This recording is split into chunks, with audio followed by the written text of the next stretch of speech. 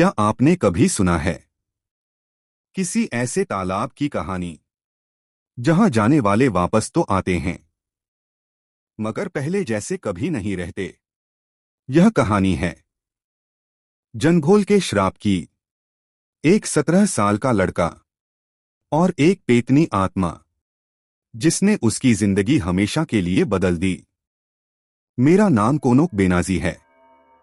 आज जब मैं अपनी जिंदगी के उस डरावने किस्से को लिख रहा हूं तो मेरे हाथ कांप रहे हैं। सालों बीत गए पर वह घटना आज भी मेरे दिल और दिमाग में जैसे कल ही हुई हो। मैं पश्चिम बंगाल के बालूरघाट का रहने वाला हूं। यह इलाका बहुत बड़ा शहर नहीं, पर इतना भी छोटा गांव नहीं था कि लोगों को कोई न जाने।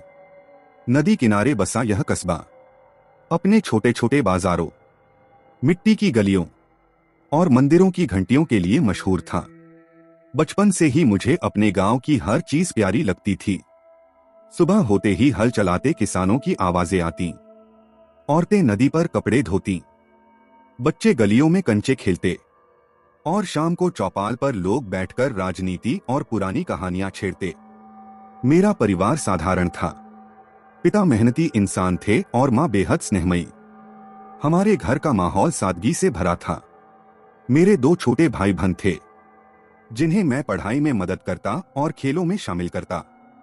मैं 17 साल का था। वह उम्र जब इंसान आधा बच्चा और आधा जवान होता है। मन में जिज्ञासा, आंखों में सपने और दिल में थोड़ी सी अकड़। पढ़ाई में मैं ठीक ठाक था, पर खेलों में और रोमांच भरी चीजों में ज्यादा दिलचस्पी लेता था। साल था 2008। तब गांवों में आज की तरह मोबाइल फोन और इंटरनेट की भरमार नहीं थी।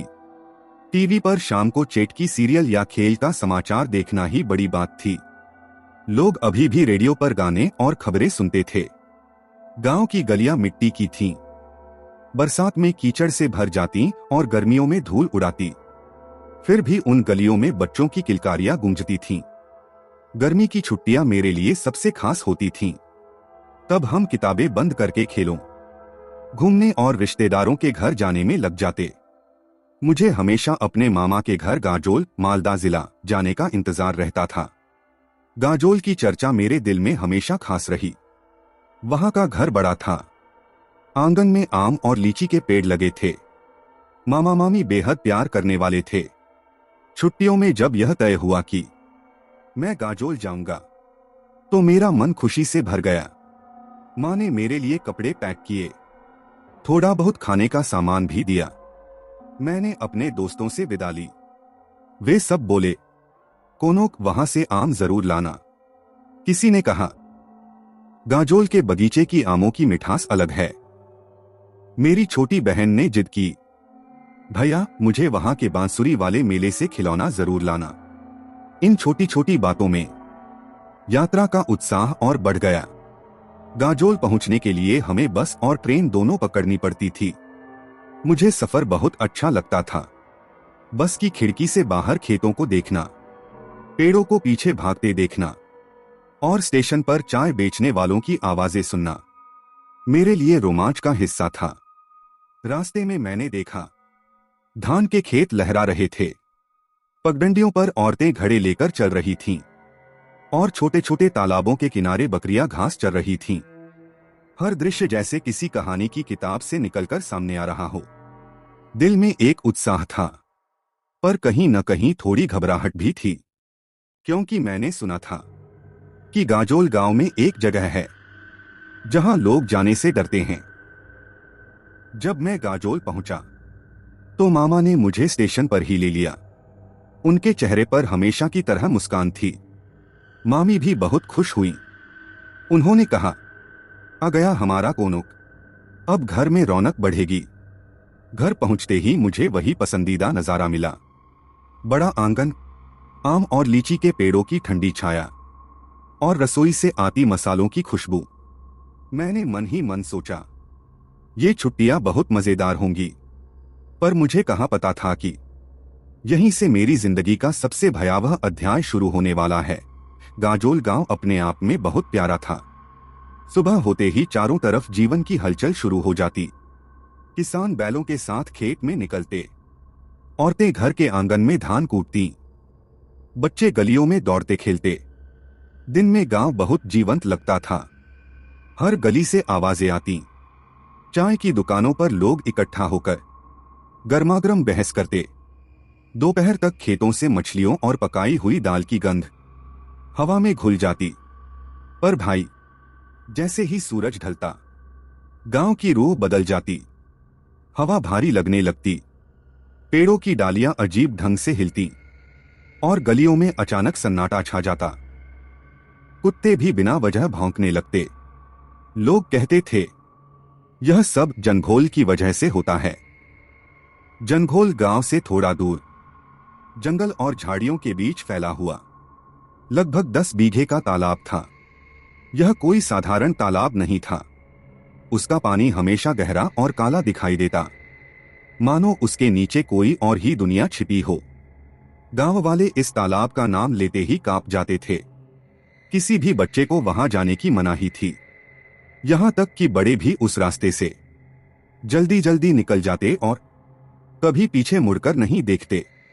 मामा और मामी ने भी मुझे पहली ही रात चेतावनी दी थी, कोनोक उस तालाब की तरफ कभी मत जाना। वहां जो गया वह चैन से वापस नहीं लौटा। बचपन से ही मैंने गांव वालों से सुना था कि जंघोल में 3 रहस्यमयी मौतें हुई थीं। वही कहानियां इस तालाब को भूतिया और शापित बना चुकी थीं। पहली मौत डूबना। एक जवान लड़का मछली पकड़ने गया था। सब कहते थे कि वह बहुत अच्छा तैराक था, पर अचानक पानी में हाथ पांव मारते मारते वह चीखते हुए गायब हो गया। 3 दिन बाद उसका शव मिला, नीला पड़ा हुआ और आंखें पूरी खुली हुई। ऐसा लगता था कि मरते वक्त उसने कुछ भयानक देख लिया था। दूसरी मौत गुमशुदगी। गांव की एक औरत लकड़ी बीनने तालाब के पास गई थी। उसके बाद वह कभी वापस नहीं लौटी। लोग ढूंढते ढूंढते थक गए। सिर्फ उसकी चुन्नी तालाब की झाड़ियों में उलझी मिली। गांव की औरतें कहती, उसे पेतनी अपने साथ ले गई। तीसरी मौत रहस्य या आत्महत्या। एक बूढ़ा आदमी जो टोने टोटके करता था, एक रात वहां गया। सुबह उसका शव तालाब में तैरता मिला। उसके चेहरे पर डर का ऐसा भाव था कि देखने वाले भी सहम जाते। किसी ने कहा कि वह आत्मा को वश में करना चाहता था, पर खुद उसका शिकार बन गया। इन घटनाओं के बाद लोग मान बैठे कि तालाब में एक पेतनी रहती है। बुजुर्ग अक्सर कहते, वह जवान लड़कों और औरतों को अपनी ओर खींचती है। अगर कोई रात में उसके पास गया तो वह उसे कभी वापस नहीं आने देती। गांव के बच्चे तो उस तरफ खेलने तक नहीं जाते थे। यहां तक कि लोग दिन में भी जंघोल का नाम लेने से डरते थे। इन घटनाओं के बाद लोग मान बैठे कि तालाब में एक पेतनी रहती है। बुजुर्ग अक्सर कहते, वह जवान लड़कों और औरतों को अपनी ओर खींचती है। अगर कोई रात में उसके पास गया तो वह उसे कभी वापस नहीं आने देती।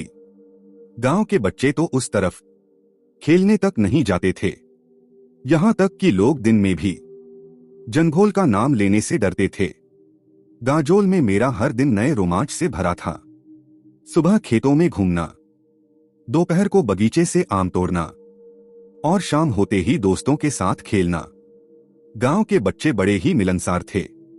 जल्दी ही मैं भी उनकी टोली में शामिल हो गया। हम सब मिलकर अक्सर फुटबॉल खेलते। गांव के बीचों बीच एक खुला मैदान था।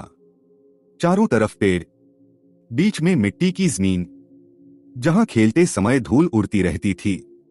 उस दिन भी हम 12 लड़के पूरा जोश लेकर मैदान में जुटे। सूरज ढलने लगा था। आसमान में हल्की लालिमा थी। हवा में मिट्टी और पसीने की गंध घुली हुई थी। सबके चेहरे पर उत्साह था। खेल शुरू होते ही शोर मच गया। कोई गोल मार रहा था, कोई हंसते हंसते गिर रहा था। मैंने भी पूरा दम लगाकर खेला। गांव की मिट्टी पैरों से उड़ रही थी, पर उस वक्त हमें कोई थकान महसूस नहीं हो रही थी। दोस्तों की हंसी, गेंद के टकराने की आवाज और कभी कभी बच्चों की चीखें पूरा माहौल जैसे किसी उत्सव जैसा हो गया था। तभी अचानक गेंद को जोर से लात लगी और वह मैदान से बाहर निकलकर सीधे जंघोल की दिशा में जा गिरी। गेंद के उस तरफ जाते ही सबके चेहरे उतर गए। एक लड़के ने फुसफुसाकर कहा, अब तो खेल खत्म।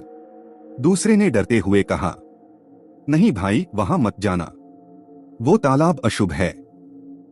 लेकिन कुछ लड़के हंसते हुए बोले, अरे ये सब बकवास है, गेंद तो लानी ही पड़ेगी, नहीं तो कल कैसे खेलेंगे। सबकी निगाहें मेरी तरफ घूम गईं, शायद क्योंकि मैं नया था और वे देखना चाहते थे कि मैं डरपोक हूं या बहादुर। मेरा दिल जोर जोर से धड़कने लगा। मैं जानता था कि मामा मामी ने मना किया है, पर अंदर से एक आवाज आई, अगर अभी पीछे हट गया तो सब मुझे डरपोक कहेंगे। मैंने गहरी सांस ली और बोला, ठीक है, मैं ले आता हूं। दोस्तों ने मुझे रोकने की कोशिश की। कोनोक, बेवकूफ मत बन, तू जानता नहीं वहां क्या है। पर अब मैं रुकने वाला नहीं था। धीरे धीरे मैं तालाब की ओर बढ़ने लगा। जैसे जैसे आगे बढ़ता गया, मैदान का शोर पीछे छूटता गया। झाड़ियों में अजीब सी सरसराहट थी, जैसे कोई छिपा हुआ मुझे देख रहा हो। मेरे पैरों के नीचे सूखी टहनियां चटक रही थीं। थोड़ी ही देर में तालाब सामने दिखाई देने लगा। उसका पानी काला और स्थिर था, जैसे किसी ने स्याही उड़ेल दी हो। चारों तरफ घना सन्नाटा था। गेंद झाड़ियों में फंसी हुई थी। मैंने झुककर उसे उठाने की कोशिश की। जैसे ही मैंने गेंद हाथ में ली, अचानक कानों में एक आवाज गूंजी, धीमी मगर साफ आवाज, को नोक। मैं ठिठक गया। दिल जोर से धड़कने लगा। गर्दन घुमाकर देखा, पर वहां कोई नहीं था। सिर्फ तालाब की सतह पर हल्की लहरें उठ रही थीं, मानो किसी ने अभी अभी पानी को छुआ हो। मेरे रोंगटे खड़े हो गए। मैंने बिना कुछ सोचे गेंद उठाई और तेजी से भागा। मैदान में पहुंचते ही दोस्तों ने पूछा, क्या हुआ, इतना डर क्यों लग रहा है। मैंने सिर झुका लिया और बोला, कुछ नहीं, बस जल्दी खेल खत्म करो। पर अंदर ही अंदर मुझे यकीन हो चुका था कि मैं वहां अकेला नहीं था। कोई था जो अब मेरे साथ लौट आया है। गेंद लेकर जब मैं मैदान में लौटा तो मैंने किसी से कुछ नहीं कहा। दोस्तों ने थोड़ी देर खेला, फिर सब थककर घर चले गए। मैं भी चुपचाप मामा के घर आ गया। खाना खाया, सबके साथ थोड़ा हंसी मजाक किया, पर अंदर ही अंदर मन भारी था।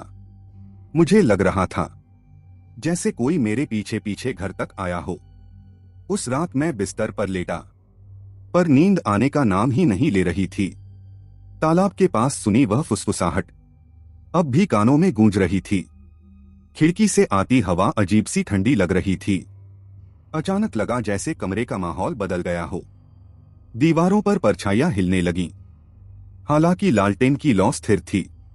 मैंने खुद को समझाया, ये सब दिमाग का खेल है, पर दिल मान नहीं रहा था। करीब आधी रात होगी। अचानक मेरी नींद खुल गई। मुझे ऐसा महसूस हुआ कि कोई खिड़की के पास खड़ा है। धीरे धीरे गर्दन घुमाई। खिड़की के पास सचमुच एक छाया खड़ी थी। उसकी आंखें लाल अंगारे की तरह चमक रही थीं। बाल बिखरे हुए, चेहरा झुका हुआ, जैसे वह मुझे घूर रही हो। मेरा शरीर जड़ हो गया, गला सूख गया, आवाज बाहर नहीं निकल रही थी। मैं चीखना चाहता था, पर होंठ तक कांपकर रुक गए। वह छाया धीरे धीरे खिड़की से हटने लगी। मेरे पैरों की नसें ठंडी पड़ चुकी थीं। मैंने हिम्मत जुटाई और खिड़की तक भागा, पर बाहर कुछ भी नहीं था। सिर्फ हवा चल रही थी और पेड़ों की टहनियां हिल रही थीं। मैं वापस बिस्तर पर लेट गया, पर उस रात आंखें नहीं लगीं। बार बार लगता कि वह छाया फिर से लौट आएगी। सुबह जब मामी ने मुझे देखा तो बोली, कोनोक, तेरी आंखें इतनी लाल क्यों हैं? रात भर सोया नहीं क्या? मैंने बहाना बना दिया, बस पढ़ाई करने बैठा था। पर सच तो यह था कि उस रात के बाद मुझे यकीन हो गया था, तालाब से जो भी आया था वह अब मेरे साथ ही है। खिड़की पर छाया देखने के बाद से मेरी हालत बदल चुकी थी।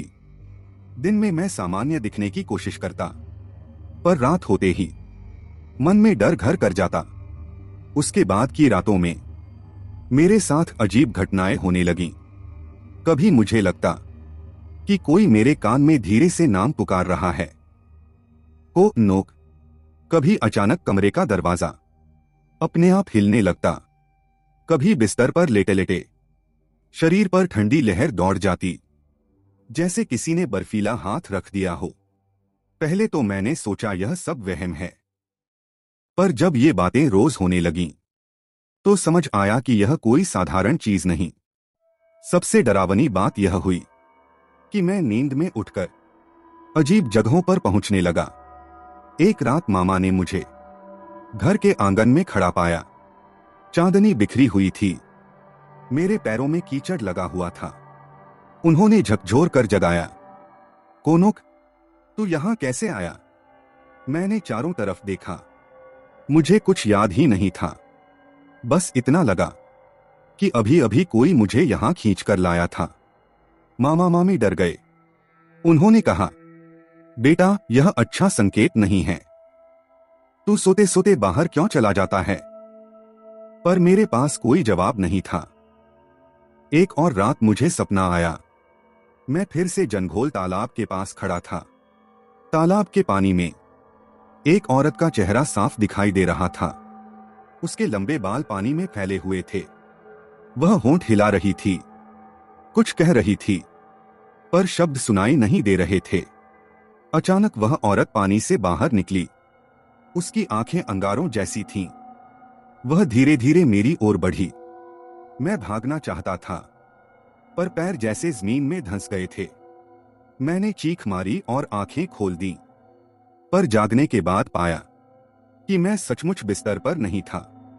मैं आंगन में खड़ा था और मेरे पैरों पर कीचड़ और पानी चिपका हुआ था। सुबह मामी ने मुझे देखा तो घबरा गईं। कोनोक, तू रात रात भर बाहर क्यों चला जाता है? तेरी हालत दिन ब दिन बिगड़ रही है। मामा भी गंभीर हो गए। उन्होंने कहा, यह सामान्य बात नहीं, तूने कहीं कुछ छेड़ा तो नहीं? मैं चुप रहा। मैं उन्हें सच बताना चाहता था, पर डर था कि वे डांटेंगे और शायद मुझे पागल भी समझेंगे। पर अंदर ही अंदर मुझे साफ महसूस हो रहा था कि वह आत्मा अब सिर्फ मुझे दिख ही नहीं रही, बल्कि मेरे शरीर और दिमाग पर भी काबू पाने लगी है। उस रातों के बाद मेरी दुनिया धीरे धीरे सिकुड़ती गई। बाहर से तो सब वैसा ही था, पर भीतर एक सतत भय दहला रहा था। दिन में स्कूल और दोस्तों के साथ हंसी खुशी, पर शाम होते ही ऐसा लगता कि आकाश और जमीन दोनों ने मेरी आवाज दबा दी हो। सबसे पहले मैंने देखा कि मेरे कमरे की दीवारें, जो पहले सिर्फ कपड़ों, पोस्टरों और बचपन की यादों से भरी रहती थीं, अब किसी और की मौजूदगी की गवाह बन चुकी थीं। जब भी मैं बत्ती बंद करके लेटता, दीवारों पर लंबी लंबी परछाइयां उभर आती, जो धीरे धीरे फैलती और सिकुड़ती थीं। कभी कभी उनकी हलचल इतनी रफ्तार से होती कि पलक झपकते उन्हें पकड़ पाना मुश्किल था। कभी कभी वे दीवारों के कोने में गुम हो जाती, पर अगले पल किसी और कमरे की खिड़की पर झुककर दिखती। वे परछाइयां इंसानी आकार की थीं, पर कुछ असमंजस था। कंधे झुके, सिर हल्का सा सामने होता और हाथ अक्सर आधे फैलाकर ऐसे रहते जैसे कुछ पकड़ने की कोशिश कर रहे हों। उनका चलना किसी सामान्य इंसान जैसा नहीं था, मानो जमीन पर पानी के छींटे छोड़ते हुए कोई चलता जाए। वह दृश्य बार बार मेरे दिमाग में चुभता और नींद हराम कर देता। धीरे धीरे मुझे यह भी महसूस होने लगा कि वह परछाइयां केवल रात में नहीं, बल्कि दिन में भी कहीं कहीं नजर आती हैं। बाजार जाते वक्त मैंने एक बार देखा, गांव के चौराहे पर किसी व्यक्ति की परछाई के पास एक दूसरी परछाई कुछ देर के लिए टिक गई। मैंने सोचा कि मेरी आंख धोखा दे रही है, पर मेरे बगल वाले दोस्त ने भी वही देखा और चेहरा झकझोर कर मुड़ गया। यहाँ तक कि मामा ने भी कहा कि रात को घर में कुछ अजीब आवाजें आती हैं, बर्तन हल्की हल्की खनकते, जैसे किसी ने रसोई में कदम रखे हों, पर सुबह सब कुछ वैसा ही मिलता। मामी ने कुछ महीनों पहले ही कहा था, बेटा हमें भी कुछ अजीब सा खटक रहा है। वे लोग भी अब मेरे अनुभवों को हल्के में नहीं ले रहे थे, क्योंकि घर के बड़े भी संकेत महसूस करने लगे थे। सबसे कठिन यह था कि डर ने मेरे अंदर एक अलग तरह की तन्हाई पैदा कर दी। मैं लोगों के बीच बैठकर भी हमेशा सतर्क रहता, हर आवाज पर कान तेज कर देता, हर परछाई पर नजर टिकता। दोस्तों के साथ बातों में मुझे बार बार बीच बीच में कुछ याद आता, वह तालाब, वह नम चेहरा और वह फुसफुसाहट। मैं अपनी आवाज थाम लेता ताकि कोई कहे कि मैं पागल हो रहा हूँ। रास्तों पर भी मैं अब जल्दी जल्दी चलता, कभी कभी बिना किसी वजह के पीछे मुड़कर देख लेता। कई बार ऐसा होता कि कुछ पल के लिए लगता मेरे पीछे कोई चल रहा है, पर जब मैं जल्दी से मुड़ता तब केवल हवा और धूल ही दिखती। पर उस अनुभव के बाद कम से कम आधे घंटे तक मेरा हृदय बेतहाशा धड़कता। एक महीना गुजरते गुजरते घर वालों ने कुछ और चिन्ह देखे। रात के समय खिड़की के पास मिट्टी के हल्के हल्के दाग दिखने लगे और कभी कभार बाथरूम की दीवार पर पानी की छोटी छोटी धाराएं बनी दिखती बिना किसी वजह के। एक बार मामा ने सुबह देखा कि मेरे बिस्तर के पास कीचड़ की एक पतली लकीर जमीन पर है, जैसे कोई गीला पांव वहां से गुजरा हो। पर उस रात बारिश नहीं हुई थी और बाहर का रास्ता सूखा था। इन सब बातों ने गांव में चर्चा बढ़ा दी। कुछ ने कहा कि शायद कोई शरारत कर रहा है, कुछ ने कहा कि यह पुरानी ज़मीनी नादानी है, पर जिन लोगों ने वही आवाजें सुनी और वही परछाइयां देखी, वे सहम गए। एक रात मैं बाथरूम गया। रात का समय था, चांदनी हल्की सी थी। जैसे ही मैंने टाइलों पर कदम रखा, मेरी नजर बाथरूम की दीवार पर पड़ी और मुंह सिहर उठा। वहां पर दीवार के ऊपरी हिस्से पर भी एक लंबी सी परछाई थी, वह भी झुककर किसी चीज को देख रही थी। मैंने पलटकर देखा, शौचालय के बाहर कॉरिडोर में कुछ हलचल नजर आई। मैं समझ गया कि वह मेरे पीछे पीछे आई हुई थी। मैं अपने आप को कसकर पकड़े रहा, फिर हाथ जोड़कर बोला, चले जाओ, मुझे छोड़ दो। आवाज बाहर से आई जैसे कोई हवा ने पत्तियों से बात की हो, पर परछाई हिली नहीं।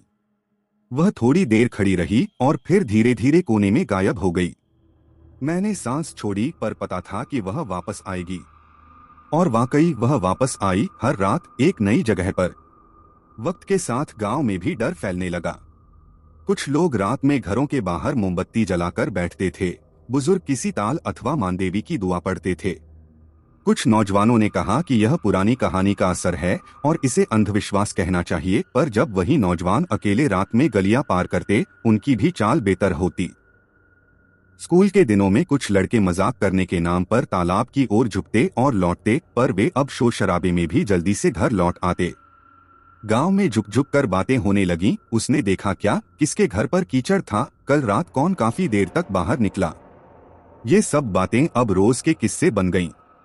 मैंने कई बार सोचा कि कहीं मैं आत्मा को और अधिक प्रबल तो नहीं कर रहा। अगर मैं डरकर घर से भाग जाऊंगा तो शायद वह मुझसे और जुड़ जाएगी। इसलिए मैंने कुछ कदम उठाए, रात को दुआएं पढ़ना शुरू किया, माँ की बनाई माला अपने गले में रख ली और खिड़कियों पर हल्की सी ताबीज वाली धागी बांध दी। मामा ने बिना बताए ही पुराने मंत्र और कुछ सरसों का तेल रखने की बात कही, पर हमने घर में कड़ी सजगता रखी। फिर भी परछाइयां रुकती नहीं थीं, वे अब मेरी पहचान बन चुकी थीं। जहां भी मैं जाता, उनमें से एक कुछ दूरी पर नजर आती। इन सबका असर मेरे पढ़ाई और दोस्तों के साथ व्यवहार पर भी पड़ने लगा। कक्षा में ध्यान बैठाना कठिन हो गया, कभी कभी अध्यापक बोलते और मैं सुनता नहीं। दोस्तों के साथ हंसी में भी एक तरह की बाधा आ गई, अंदर का डर छिपा नहीं रहा। मेरे कुछ पुराने सहपाठी दूरी बनाने लगे। शायद वे सोचते थे कि यह सब आकर्षक नहीं है, या शायद वे सचमुच मेरे आसपास रहना तो पसंद नहीं करते थे। पर सबसे बड़ी चोट यह थी कि मेरे अपने घर में भी चैन नहीं रहा। जहां पहले माँ की आवाज मेरे लिए सबसे बड़ा सुकून थी, अब वही आवाज कभी कभी दूर की गूंज लगती, जैसे कोई मध्यम दूरी से फुसफुसा रहा हो। मैंने अक्सर खुद से कहा, कोनों, यह सब एक दिन रुक जाएगा, पर डर अपने पांव जमा चुका था। एक बार गांव के एक बूढ़े आदमी ने मुझे कुछ सरल बात बताई, डर को समझो, उसका सामना मन से कर, आवाजों को पाकर चिल्ला देना, और अगर जरूरत पड़े तो मौलवी से बात कर लेना। उस रात मैंने सच में जोर से चिल्ला दिया और कुछ देर के लिए स्पष्ट शांति मिली। शायद यह केवल मेरे दिमाग का संभलना था, पर मुझे लगा कि मैंने एक झांसी जीती है। पर अगले ही हफ्ते परछाइयां फिर से लौटीं, सुनहरी चांदनी में कुछ और गहरा होता चला गया। परछाइयों के डर ने मुझे लगभग तोड़ ही दिया था। मैं दिन में सामान्य रहने की कोशिश करता, पर रात होते ही दिल कांपने लगता।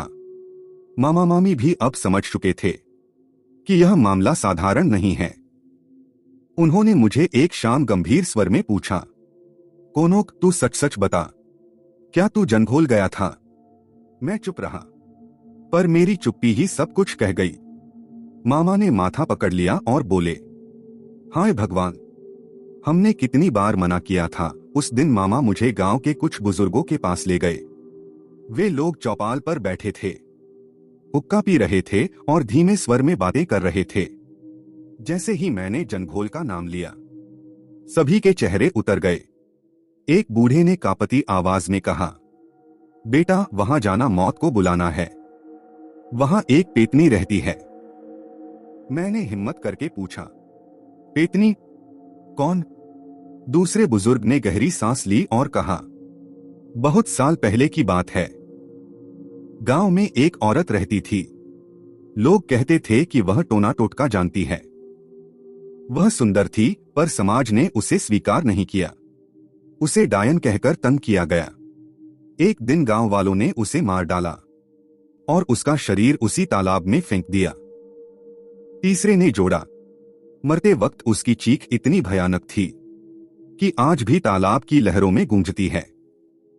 उसकी आत्मा शांति नहीं पा सकी और पेतनी बनकर वहीं बस गई। मैंने उन बुजुर्गों से पूछा, तो वहां जो 3 मौतें हुई, वे? उन्होंने धीरे धीरे सिर हिलाया। हाँ बेटा, सब उसी की करतूत थी। पहला लड़का जिसने मछली पकड़ने की कोशिश की, उसे पेतनी ने पानी में खींच लिया।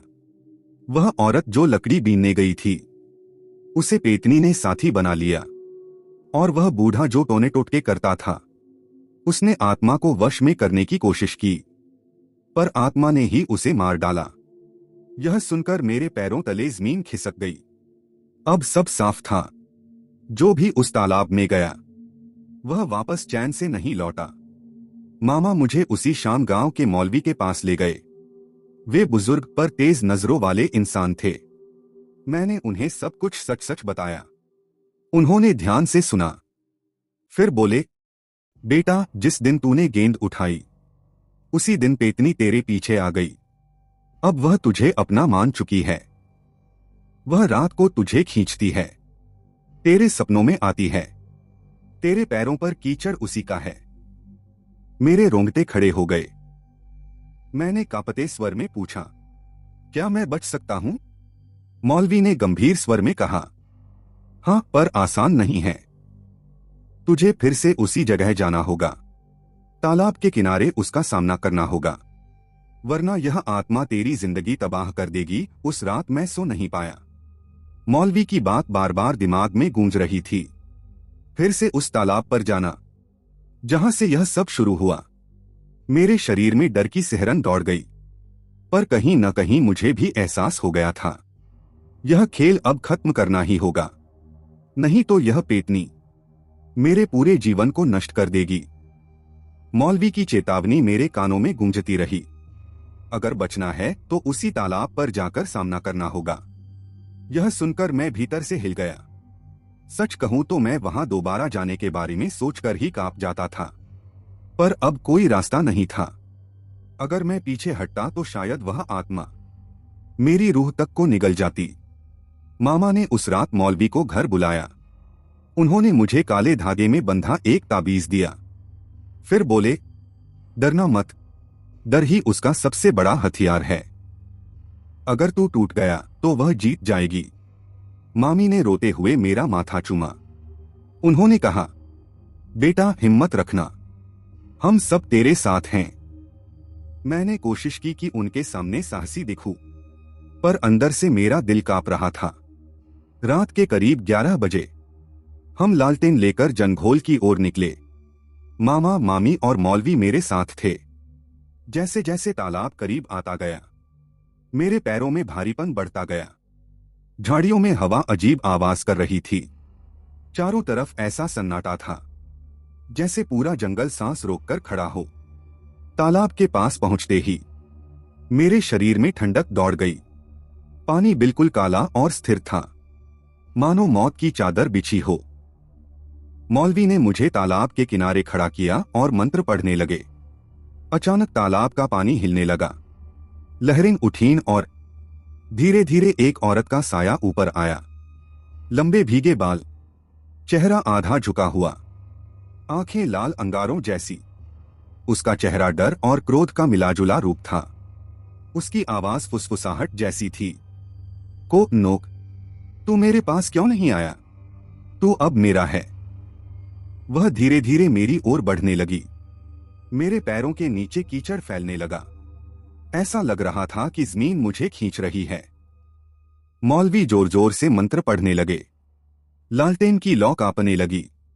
आत्मा चीखने लगी। उसकी चीख इतनी भयानक थी कि कान फटने लगे। मैंने पूरी ताकत लगाकर चिल्लाया, मैं तेरा नहीं हूं, मुझे छोड़ दे। वह और पास आई। उसकी आंखें मेरी आंखों में धंस गईं। मैंने ताबीज उठाकर अपने सीने पर दबा लिया। अचानक तेज हवा चली। तालाब का पानी उफान मारने लगा। आत्मा चीखी और पानी में वापस डूब गई। मैं वहीं जमीन पर गिर पड़ा। सब कुछ धुंधला हो गया। जब होश आया तो सुबह हो चुकी थी। पंछियों की आवाजें गूंज रही थीं। मामा, मामी और मौलवी मेरे पास खड़े थे। मेरे कपड़े कीचड़ से भरे थे, पर मैं जिंदा था। मौलवी ने कहा, बेटा तू जीत गया। वह अब तुझे नहीं सताएगी। पर याद रखना, जंघोल का श्राप अभी भी बाकी है।